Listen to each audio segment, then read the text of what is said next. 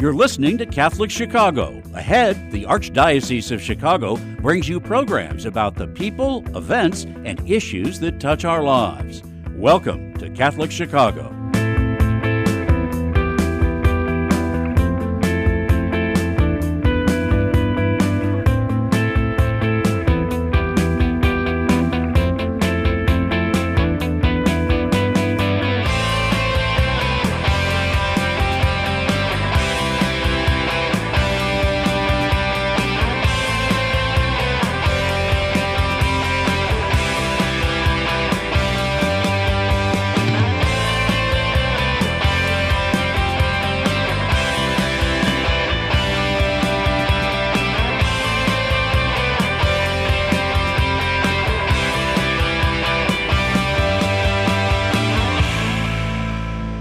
Welcome to Catholic Chicago on WNDZ, 750 AM, 312-255-8408. You can also get us on youtube.com/Catholic Chicago. Father Greg Sakowitz, the rector of Holy Name Cathedral, and co-host Mark Teresi, executive director. Good morning, Mark. Good morning. What a beautiful morning. Day. Yesterday was beautiful, about 75 degrees, 78 degrees, low humidity. Today, about the same. These might be the best days of summer, unless someone likes it 95 with high humidity, which I don't. Do you believe it's almost the middle of July? July, what's today? July 15th, July 14th. No. So tomorrow is the midway point of the month. It's like a week ago, Monday, was the July 4th holiday.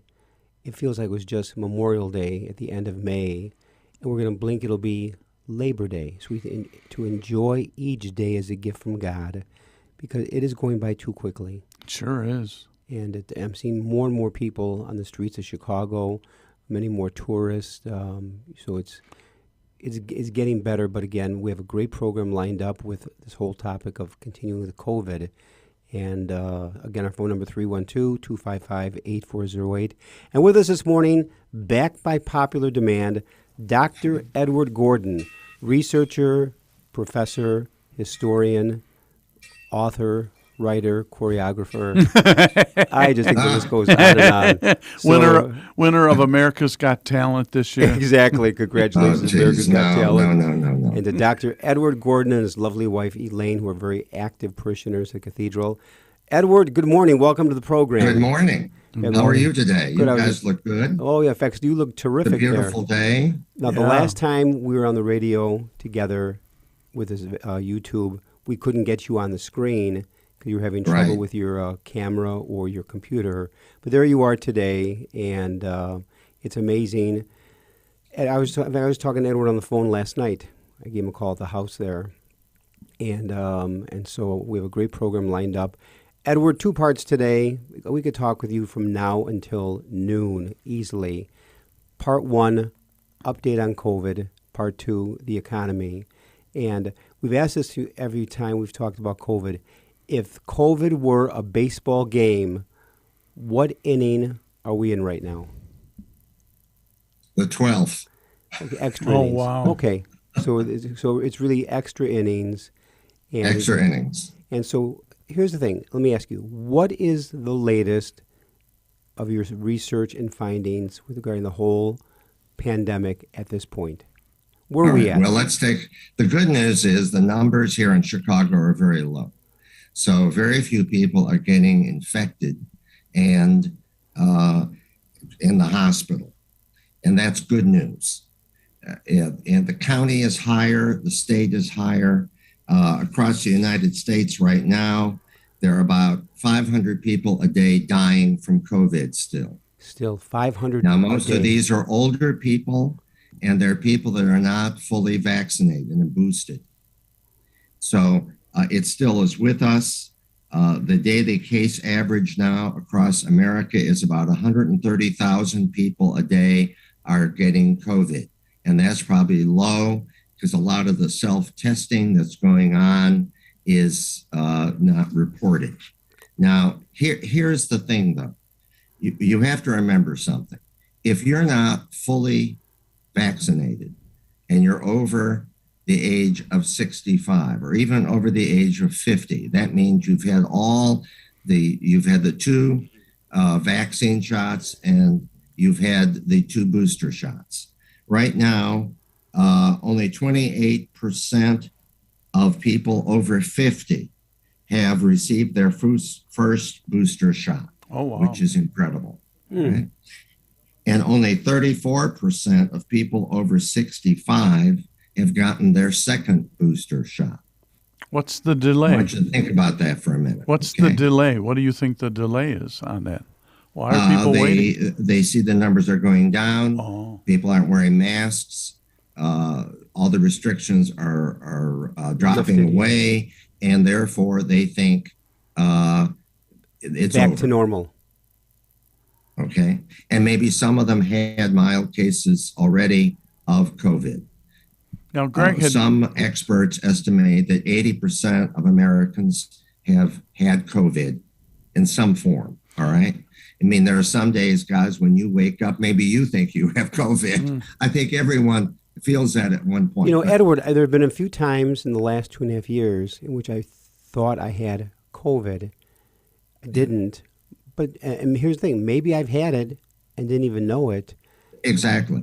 But people think because they had that, they don't have to worry about getting infected again, or maybe even getting long-term COVID. You read about this a lot in the news. Here, though, is the big scoop. The big scoop is that the Omicron BA.5 is highly infectious. Now, it doesn't seem to cause as many hospitalizations and deaths because more people are vaccinated. That's true. And now doctors can prescribe antivirals if you get it. However, right now, the daily death rate, as I said, has risen 26% over the last 2 weeks to almost 500 people dying per week, all right, or per day. I'm sorry, that's a daily number. Now, Edward, is this the new variant? Is this that new variant you're talking about, that BA5? This is a new variant, yes. Called BA5? This is a mutation of the original COVID-19. And in some parts of the country, in LA, they have enough infection now that they are considering mandating wearing masks again indoors. That's in Los Angeles, all right? It hasn't happened yet, but they're thinking about it. Now, Edward, when did BA5 arrive in this country? It arrived about a month or so ago. It started in Europe and has spread, and in China. And highly contagious. It is highly infectious. It doesn't seem to be quite as deadly, but the point I want to make to all our listeners is if you're over 65, get both those booster shots. All right? That is the best protection you have. You can still get COVID. I know people who have had COVID that are fully boosted, but it's a mild case. If you don't get fully boosted, you are running the risk, particularly if you're over 65 and if you have other medical conditions. You're overweight, you're diabetic, you have Parkinson's or other issues. You're running the risk of hospitalization and in some cases, potential death. Now, Ed, what about, I'm sorry to interrupt you. What about that projection that we keep hearing that this coming fall, we're going to be getting hit with? Well, let's say right now we didn't have COVID. Let's say I got on here and we were just talking about the nation's health. And I said to you, we have 500 people dying a day from the flu. You'd be shocked. Mm-hmm. You'd say, oh my God, what's going on here? Well, think of it any terms you want. Maybe I should say we have 500 people dying from the latest version of the plague. Is that going to get people to get vaccinated? Okay. Now, in the fall, when people go indoors, the chances of the virus spreading more is far greater. Today, Elena and I are thinking of going to the Art Institute to see the latest exhibition. we both have agreed we're going to wear our masks inside the Art Institute today. Why are we doing that? Because we're lunatics. No, I don't want to get COVID. I'm fully boosted. I am over 65, but I don't want to run the risk. Why should I run the risk? All right. So, now, see, along those lines, in the fall, there will be another booster. There's going to be another vaccine. A third right booster. Now, there are new vaccines being developed to counter these mutations of the original COVID. Now, Edward, I have to ask this question. I still read articles today from the other side that says, don't get vaccinated. The boosters have unknown side effects that may not kill you, but hurt your body in the long run. So there's still not consensus in the nation regarding vaccine shots, regarding boosters. I know 2 or 3 people who refuse a vaccination or booster because it's no good for you, it's unknown, I'm not going to be a guinea pig. So how do you counter that argument when they refuse to get vaccinated or boosted because it's not good for my body? Okay. Now, over 1 million people have died in the United States from COVID. Let's say we didn't have any vaccines. How about 2? How about 3 million deaths? Now, when you were a child, you had to get vaccinated. Correct. For different things. All right. Did some children have adverse reactions, a rash, or other reactions? Yeah, maybe 1 in 100,000 or 1 in 500,000. All right. I talked to nurses who refuse to get COVID shots, and the reason they give is they've seen the people who have had bad reactions to vaccines over their career. So I asked them, well, of the thousands of people that you've seen had bad reactions, how many did you see got really badly sick from it? And they say, well, not that many, but it's not perfect. All right. You're going to drive to work today. What's your chance of getting killed on the highway today? It's a lot greater than getting sick from a vaccine. Wow. I can tell you that much right now. Wow. Now, if you want to run the risk, nothing is perfect. But if you want to run a greater risk statistically of getting sick and potentially dying or getting long COVID and being sick for a long time, then don't get vaccinated. Right. We're going to take a little break. And WNDZ 750 AM Catholic Chicago, 312-255-8408, or you can go to youtube.com/Catholic Chicago. When we come back, we're talking with Dr. Ed Gordon. I want to get your opinion and on the little ones being vaccinated. I want to hear where you are on that, and let our listeners hear where you are. We'll be back in a few minutes. Please stay tuned.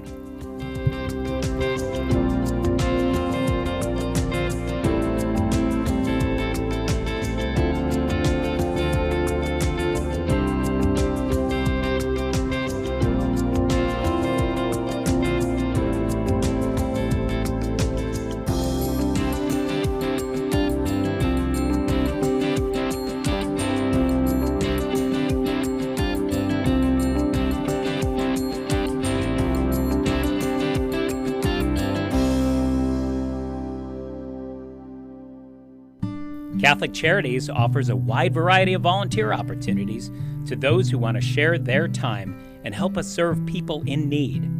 Whether it's stocking the shelves of our food pantries, helping refugees learn the English language, tutoring school-aged children, becoming a mentor to young adults, sorting clothes in our clothing rooms, serving hot meals to those who are facing homelessness, or delivering meals and making cards to lift the spirits of our homebound seniors, we are deeply grateful to all those who want to join in our mission of mercy.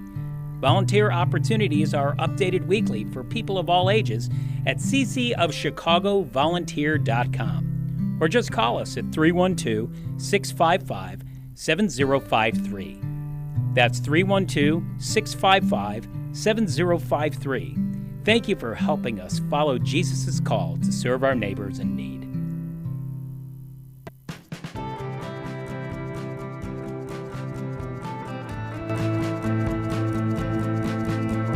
This is year 44 for me teaching. When I started here, there were teachers here that had taught me when I was a student. Now I'm the old person. Right now, I teach junior high math. I love when kids find what I'm teaching to be fun and they get it. I see that light bulb go off and it's a thrill. People are always amazed. What? You're here for 44 years? It's hard for me to believe, frankly. I love what I do. Every summer I think, oh, I miss the classroom. Even on the weekends, I think I can't wait to get back on Monday and teach those quadratic equations. Shape the next generation of leaders. Teach. Apply today at archchicago.org/schooljobs. Do you have an old bicycle that's not being used? Consider donating it to Catholic Charities Veterans Bike Project of Lake County. Skilled volunteers are refurbishing bicycles to make them safe and ready to be used by veterans to get to and from their new places of work. We also gratefully accept financial contributions that are used to purchase bike helmets and other safety accessories. Our veterans have faithfully served the United States, and now it is our privilege to serve them. For more information on the Veterans Bike Project of Lake County, call 847-782-4219. That's 847-782-4219.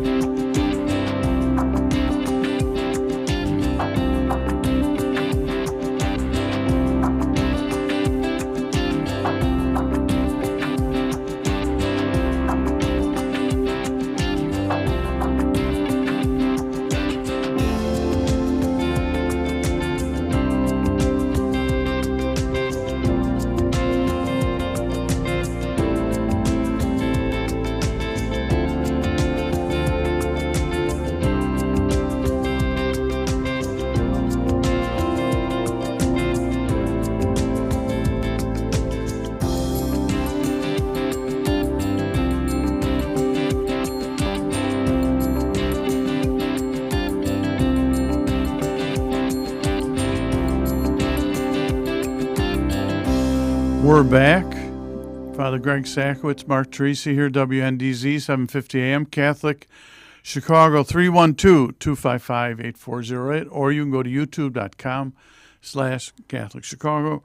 We're with Dr. Ed Gordon, historian, researcher, author. Before the break, I had said I'd like, Ed, your opinion on the vaccination now available for our younger folks. Where are you on that?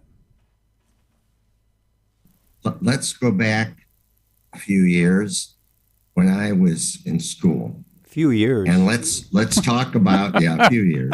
And let's talk about getting polio shots. Yes, I remember. When I first got my polio shot, it was a cube, like a sugar cube. Mm-hmm. And then later I got a shot. Now, how well researched were those shots, that polio vaccine? Well, they'd just come out. There was polio crisis raging across America in the 50s. Had happened in the 40s. That's when our former Archbishop Cardinal Francis George got polio. As a boy. He had it for the rest of his life. Brace on his leg. They didn't have a vaccine. How safe were those polio vaccines? They were safe. They saved a lot of kids from an iron lung or getting polio in other parts of their body. What about now? The polio vaccines are safe for children. The biggest problem we've had, and most parents listening to me today will say, my Lord, I want my kid in school. I don't want him sitting at home. A recent study showed that 65% of children learn substantially less with schools being closed and them just being, with e-learning. Remote learning. Yeah. All right. So I think the polio vaccines are safe. I think You should get your child vaccinated. We want children in school. Parents want to return to work.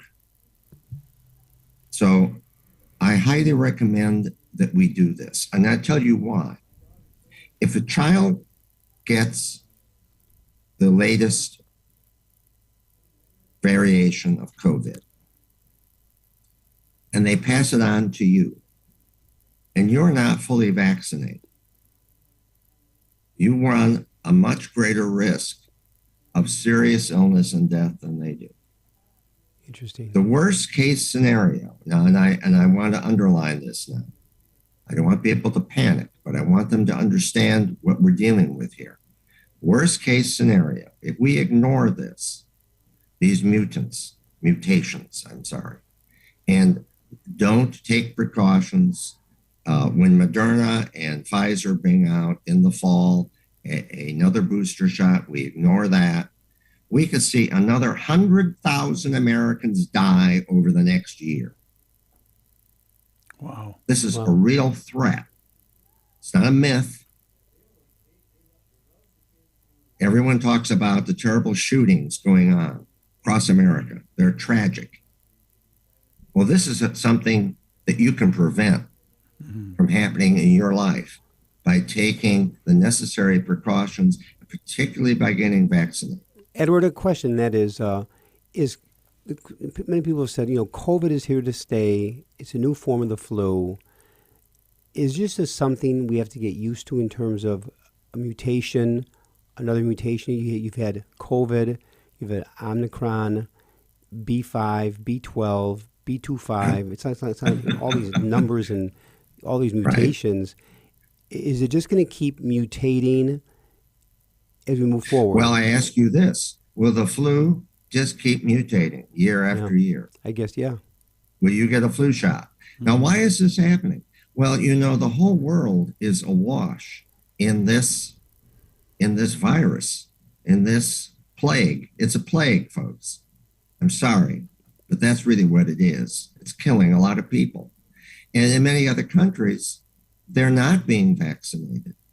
So the chances of this disease mutating into new variations is still very great.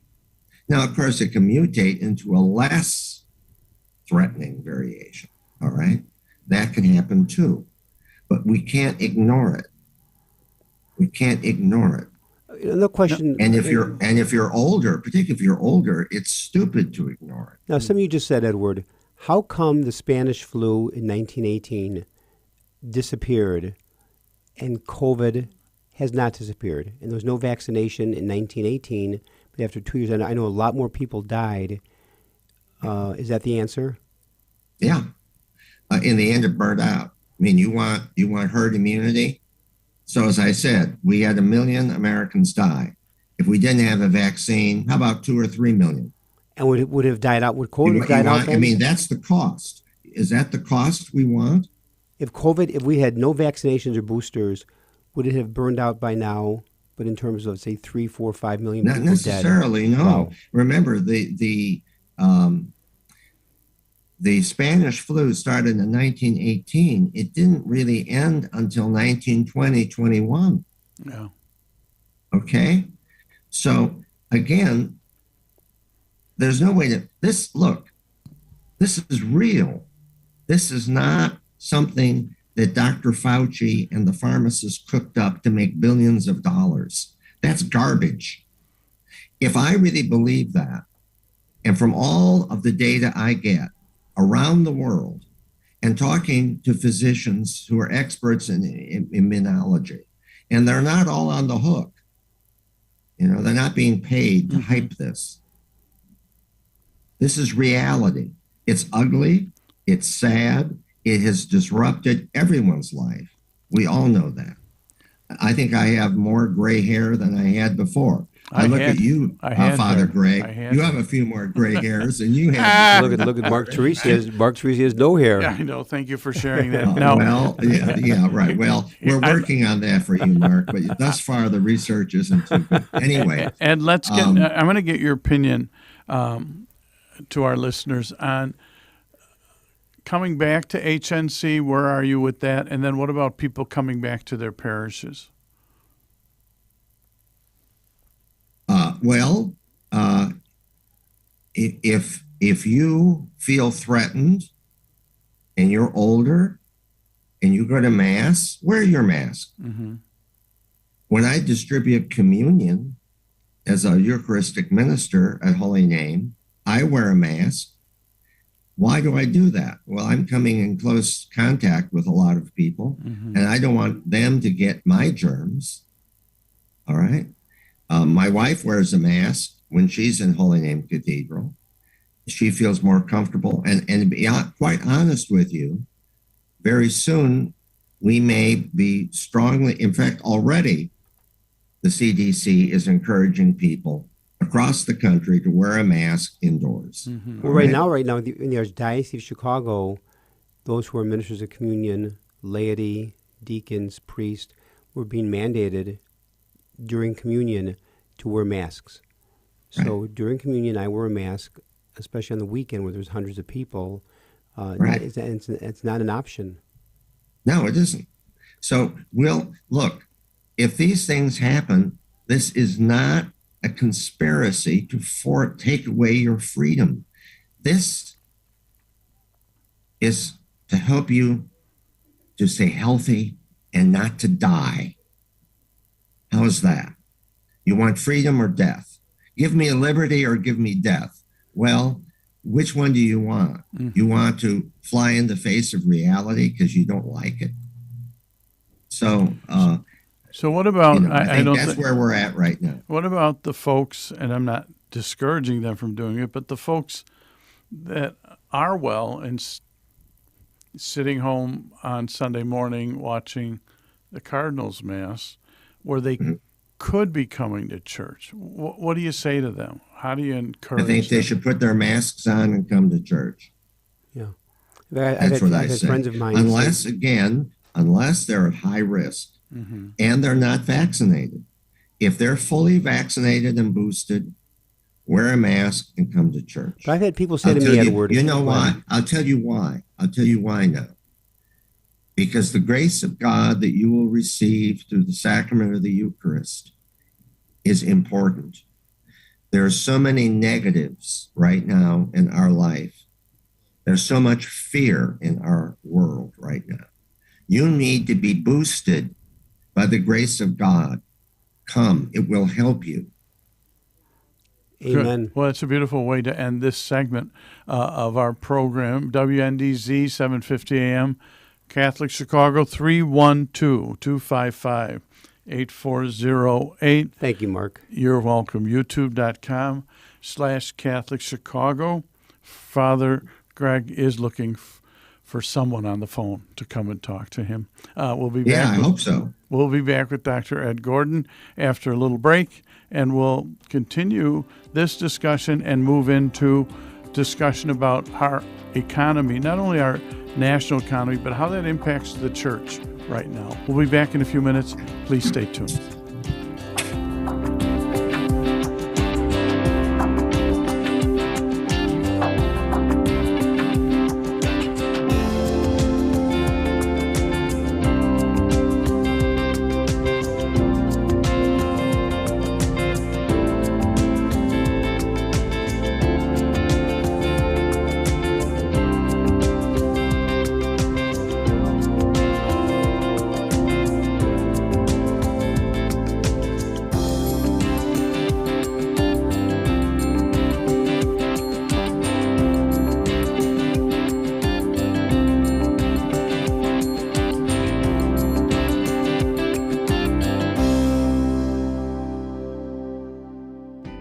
We are hiring. Catholic Charities of the Archdiocese of Chicago is looking for mission-driven individuals who want to help make a positive difference in the lives of people in need throughout Cook and Lake counties.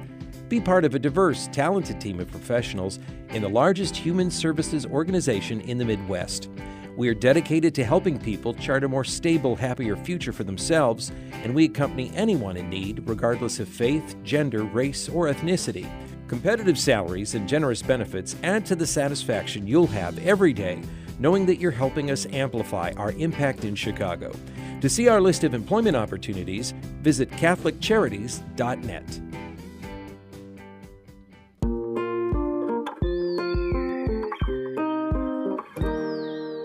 I can't imagine myself going into any other school. Our school fosters growth by being a backbone to our family. My kids are incredibly well-rounded. I see a lot of kindness in them on a daily basis. One of the things I think Catholic schools do well is personalize the learning experience. You can hear joy in the classrooms. I feel that I'm happy that I am in this kind of school. Our school communities provide students with academic excellence and character education in a supportive and stable learning environment. Come see for yourself. Visit archchicago.org/findaschool. The cemetery ministry is a core ministry of our Catholic faith tied to the corporal works of mercy. It's comforting to know that our Catholic cemeteries are caring for the remains of our loved ones awaiting the resurrection. There are 44 Archdiocese of Chicago Catholic cemeteries willing to help you in your time of loss. Call 708-449-6100 or visit CatholicCemeteriesChicago.org. Catholic Cemeteries, serving the Catholic community since 1837. You're listening to Catholic Chicago. Ahead, the Archdiocese of Chicago brings you programs about the people, events, and issues that touch our lives. Thanks for letting us be part of your morning. Now again, Catholic Chicago.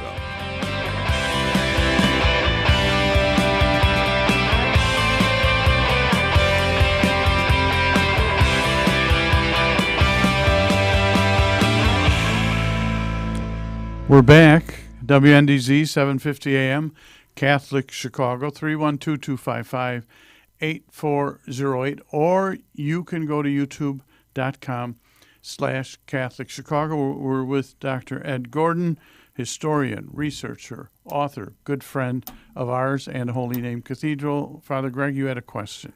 Yes, first of all, thank you for the first half, Edward. I mean, you are spot on. You don't mince words regarding the pandemic, and people still, it's not over, folks. Mm-mm. But part two, something that touches all our lives, is the economy. Now, you've got so many areas of expertise, and being an economist, and the economy is one of them, Edward. So where is the state of the economy today in our country? Well, as a historical economist, it's rather ironic today that we're having this broadcast, because today is Bastille Day in France.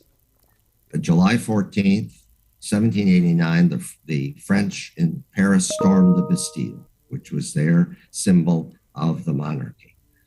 And one of the things that motivated the people at that time to start the French Revolution was inflation.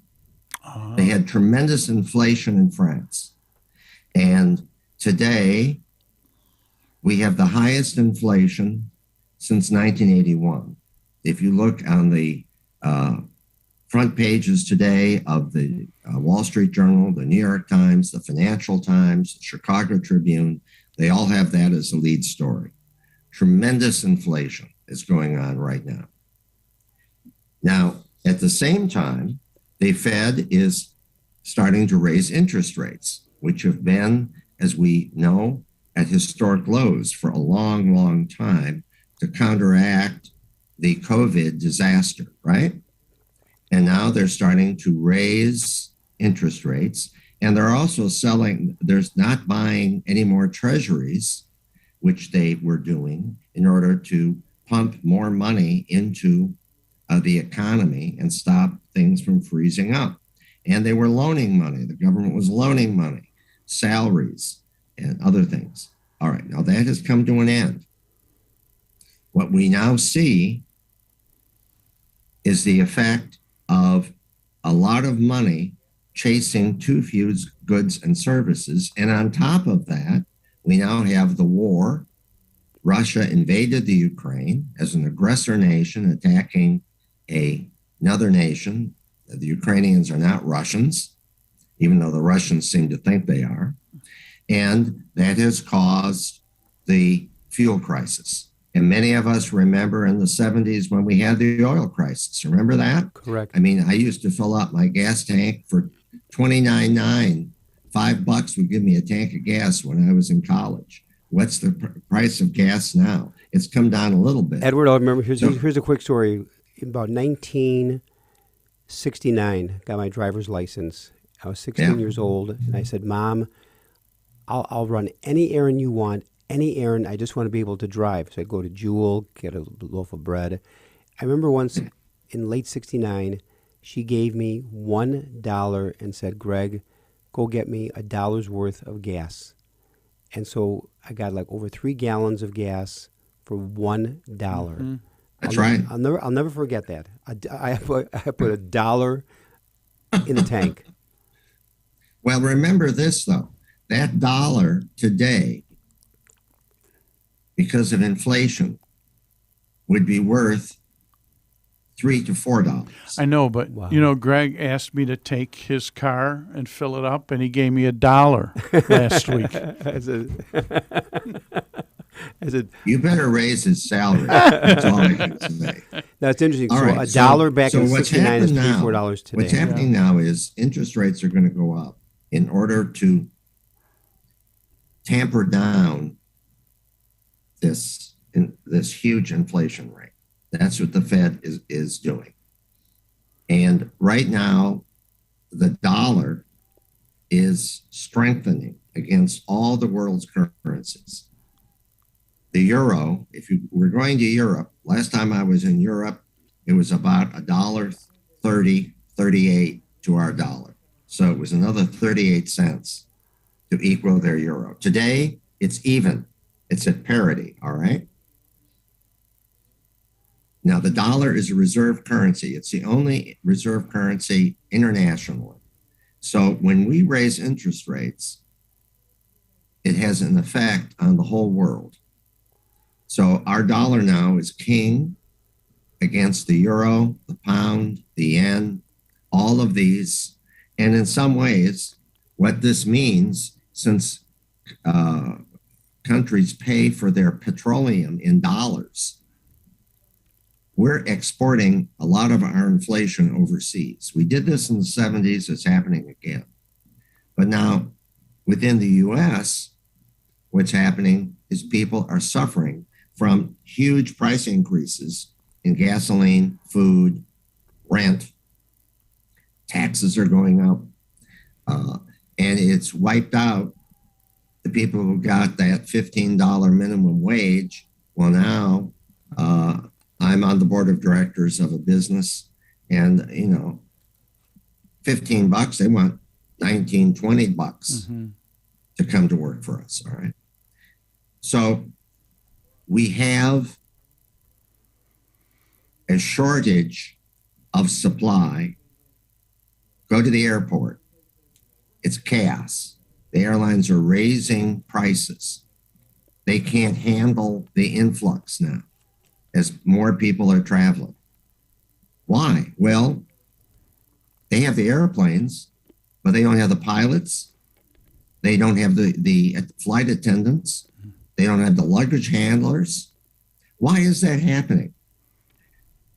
70 million baby boomers are retiring by 2030, over this 2020 to 2030. In fact, this year, more people will turn 65 than ever in the United States. Interesting. And will retire, okay? Now, I just had my annual physical with my doctor. I was asking him, how critical the shortages? He said, well, more of the nurses have retired. Many of them burnt out because of the huge surge of COVID patients in hospitals, and they just quit. Hospitals are offering bonuses of $40,000, some of them, to sign a 2-year contract for a nurse. They're so desperate for nurses. We just saw 2 ads on this broadcast for the Catholic Charities and for Catholic education. There's a huge shortage of teachers. Why is that? Well, folks, they're getting older. And number 2, some have died from COVID, and some are afraid to teach because of COVID. And we just have a shortage of people going into the teaching profession. So we have across the US, there are right now, in our estimate, about 14 million vacant jobs. Now, half of those jobs don't require a college education. They're carpenters, bricklayers, electricians. There are people who can put a plane together for Boeing. They're a lab technician. They need a certificate or a 2-year degree maybe, or an apprenticeship. And the other half do. So you have all these boomers leaving. And now you have, and that's a huge number. How many people are entering? Well, when I graduated from college, the workforce grew by 2.6% every year. It's now growing at 0.4. Interesting. Think about that for a minute. What does that mean? That means we have fewer people entering. Now, as Catholics, we could say, well, why is that? Well, there are not enough babies being born. I mean, how many, since abortion was approved, how many babies were aborted that today would be in the workforce? Millions. Okay. Now, the other thing is the jobs that we have, there's more and more technology. How many basic skill jobs do we have out there? Well, right now, it's maybe 27% of all jobs require only basic skills to do it. So if you read at the 8th grade level of reading comprehension, that's okay. Well, how many jobs does the Archdiocese of Chicago have right now they can fill with an adult with an 8th grade education? Not too many. No. Not too many. So we're caught here. You have a huge number retiring, and unfortunately, you have a smaller number entering, and not enough of them are equipped for where we're at now, which is the 4th industrial revolution. And that is causing wage inflation. Now, what I'd like to do is take a little break. Right? Take a little break, but when we come back, I'd like to ask you the impact in terms of parish. So, Executive Director, I'm at Holy Name. How do you plan? How do you plan for a future that sounds, insecure in terms of a futuring peace? Why don't we talk about that after we take a little break? WNDZ, 7:50 a.m., Catholic Chicago, 312-255-8408, youtube.com/Catholic Chicago. Father Greg Sakowicz, Mark Teresi will be back with Dr. Ed Gordon in a few minutes. Please stay tuned. Mm-hmm. Okay.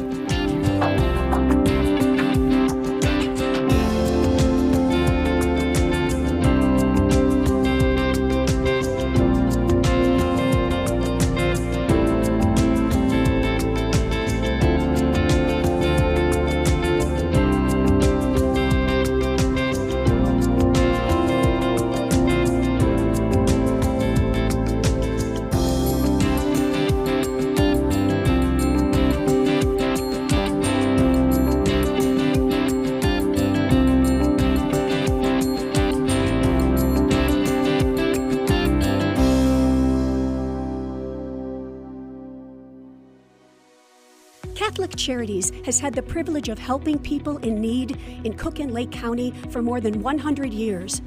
We would like to take this opportunity to thank our frontline workers who, despite the unprecedented challenges of the past 2 years, continue to excel at their jobs every day. From the warehouse staff members who pack boxes of nutritious foods for low-income seniors, to the dedicated WIC employees who have remained open for families with children under the age of 5, to our volunteers and restaurant partners who ensure that meals are available for those experiencing hunger, to our service coordinators and our professional counselors who continue their vital work in innovative ways, to our food pantry staff, and to all those who work at Catholic Charities Call Center, finding solutions for every person who reaches out to us for help. Charity is at the heart of all you do, and we salute you.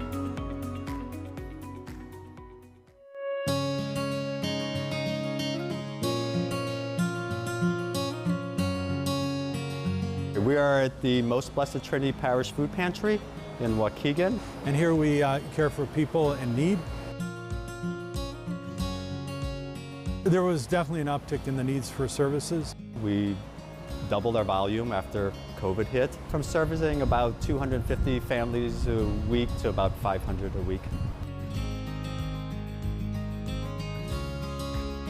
We supply bread, tortillas, vegetables, milk, cheese, butter, proteins, fish, chicken, eggs. Well, the annual Catholic Appeal has been a tremendous help to us, especially over the past year and a half. Without the annual Catholic Appeal, we might have to close our doors. Our parish is the largest one in the Archdiocese, but is very poor. We think about food and we think about nourishment, but we also nourish the soul, provide that connection to humanity. The good works here are made possible through the annual Catholic Appeal. Make your gift at annualcatholicappeal.com. At Catholic Charities, we want to remind you that we are here for anyone who is a victim of domestic violence or anyone who has a concern about someone they think may be a victim. Domestic violence affects millions of people each year, both women and men, of every race, religion, culture, and economic status. It includes physical, psychological, and emotional abuse, inflicted in both subtle and overt ways. The impact on children can be devastating. If you or someone you know are victims of domestic violence and you are looking for a place for healing and recovery, call us at 773-935-3434 in Cook County and 224-430-4977 in Lake County. A safer, happier tomorrow can begin today.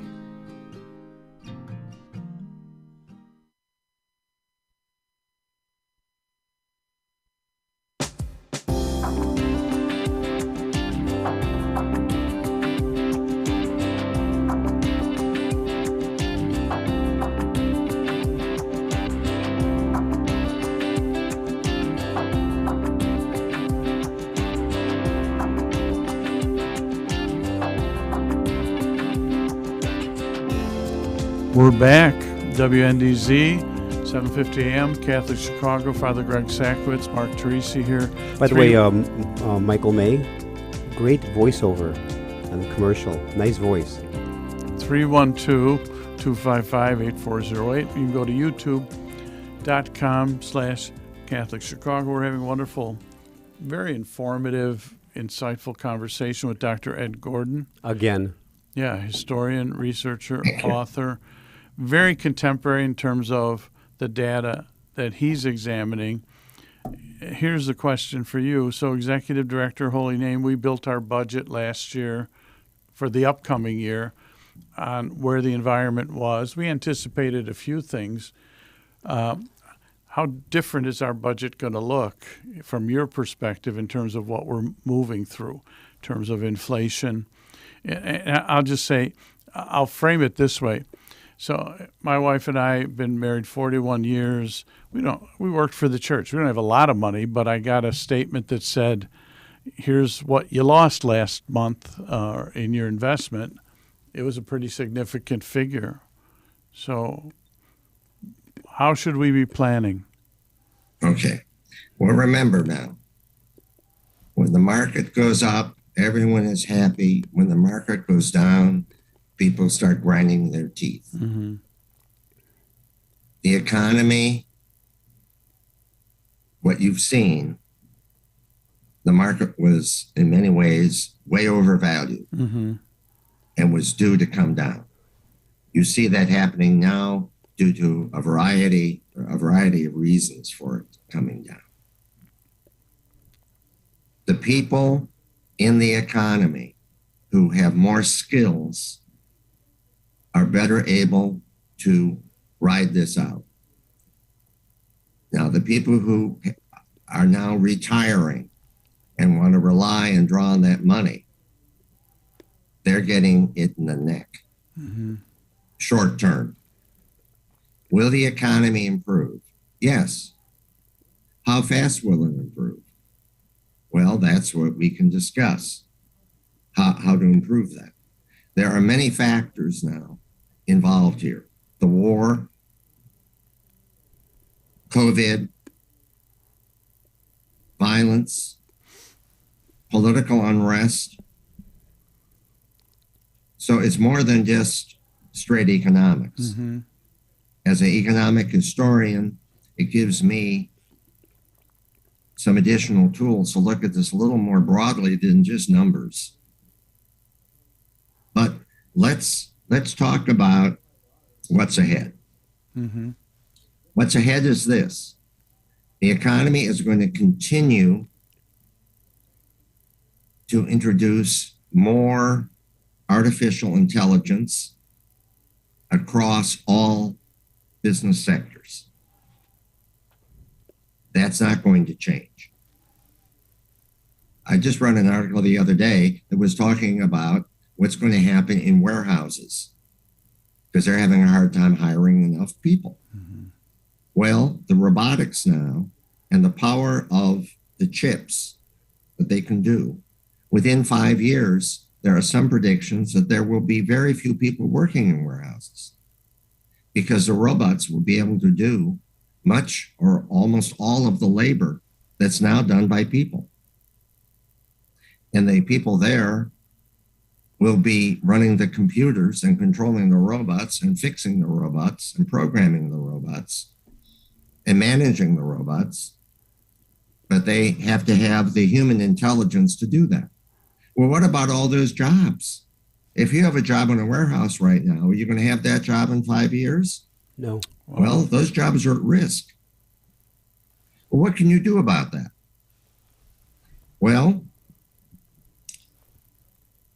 you can invest in what people need to do, employers need to do, including the Archdiocese of Chicago, is invest in your human capital and the people that work for you. Mm-hmm. Things are changing. People are going to need more skills, not fewer skills. And at the same time, you know, you have that, you had a wonderful commercial and a little girl saying how much she values going to a Catholic school where she feels safer. The teachers seem to be more dedicated. Her parents are very supportive of her education. They're investing in it. Let's take a look at the whole let's take a look at the whole chain here. Mm-hmm. Are we going to need more better educated adults in the workforce by 2030 than we have today?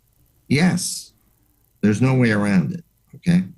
So if parents make education a higher priority, even if they don't think and their son or daughter doesn't want to be a lawyer or an attorney or a doctor or any of the higher end prestige professions, they're still going to need some form of post-secondary education to get a decent middle class job.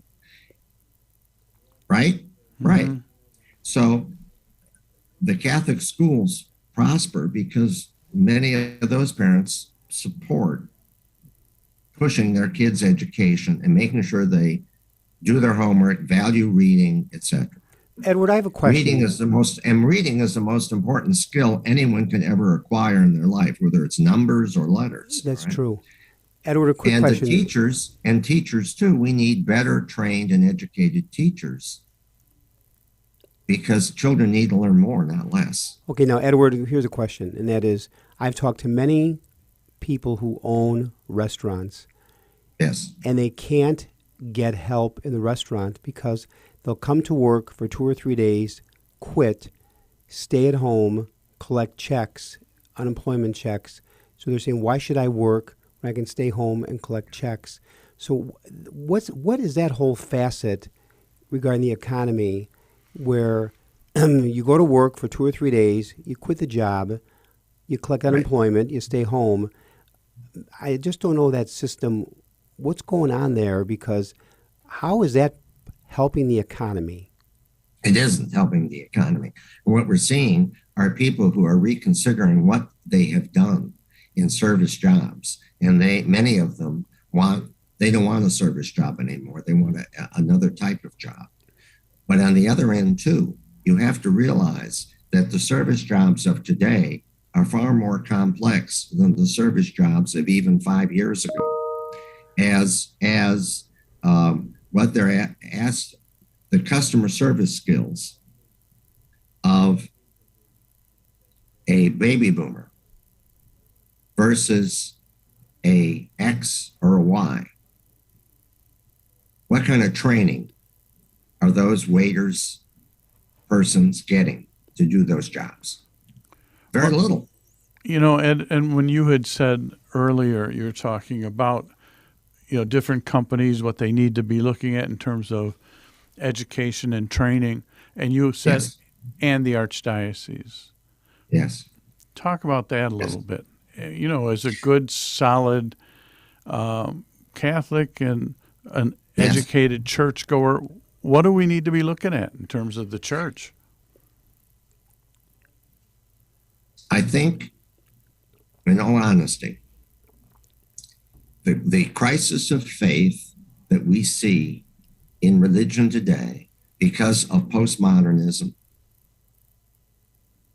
is rattled the cages of many Catholics who have a very hard time understanding their beliefs and defending them. Mm-hmm. I think it is incumbent upon all of us who are involved in teaching the Catholic faith to do a better job doing it. I'm a historian. You both know that. Mm-hmm. I enjoy doing programs for lay people and people in RCIA about the history of the Catholic Church and where our dogmas and doctrines came from, and the lives of the people in the church, the saints and the sinners in the church over the past 2,000 years. So when I talk about more training and education, part of it is better mastery of the skills they need now to reach out to children as well as adults, as well as non-Catholics, so that we have a better chance to defend the faith against the evils of postmodernism. And I say they're evils because they belittle history, theology, philosophy, and they relativize all moral systems. Mm-hmm. And also, too, the idea of community and the fact that we're here to serve others. The answer is not me, and more me. The people who work in the church are trying to help other people and give a sense of spiritual values and community through the Catholic Church. Yeah. That's what Catholic Charities and the Catholic school system is all about. Edward, all employers need to train and retrain their workers, not just the Catholic Church. Right. Everyone. Well said. Edward, we need to bring the program to a close. You've been an outstanding guest again. The whole area of COVID, the economy. You'll certainly be back on the program again soon. I've been listening to Catholic Chicago on WNDZ 750 AM. So special thanks again to Dr. Edward Gordon, and give our warmest regards to your wonderful wife, Elaine. Special thank you to Mark Teresi, co-host. Thank you. Special thanks to our two men in the booth over there, Michael May, Javi Garcia, producer, directors, choreographers in the booth over there. So thank you to both of you. To our listeners, may God bless all of you. Keep enjoying the gift of summer one day at a time, and go to church. And Greg will see you at the Art Institute, Ed. All right. Right, okay.